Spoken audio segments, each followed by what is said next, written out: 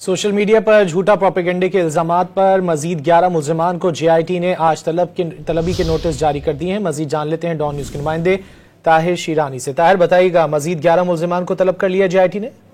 جی بالکل، ملزمان کو آج طلب کیا گیا ہے کیونکہ وفاقی حکومت نے پیکا ایکٹ کے تحت جو سوشل میڈیا پر جرائم کی روک تھام ہے، اس حوالے سے آئی جی اسلام آباد کی سربراہی میں ایک مشترکہ تحقیقاتی ٹیم تشکیل دے رکھی ہے۔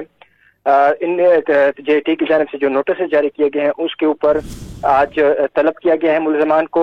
11 مزید نوٹسز جاری کیے گئے تھے، جس میں صفت اللہ ورک، محمد ارشد، عطاء الرحمان، اظہر مشوانی، عروسہ ندیم شاہ، محمد علی ملک، شاہزیب ورک، موسیٰ ورک، اکرام کھٹانہ، تقویم صدیق اور محمد نعمان افضل کو نوٹسز جاری کیے گئے تھے اور آج ان کو طلب کیا گیا ہے۔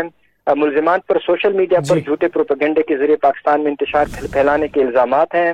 ذرائع کے مطابق مزید ملزموں کی شناخت اور ان کے خلاف قابل اطلاع قوانین کے تحت کارروائی عمل میں لائی جا رہی ہے، اور جے ٹی کے پاس مزید ملزمان کے خلاف ٹھوس شواہد کے ثبوت بھی موجود ہیں۔ بہت شکریہ طاہر شیرانی ان تفصیلات کے لیے۔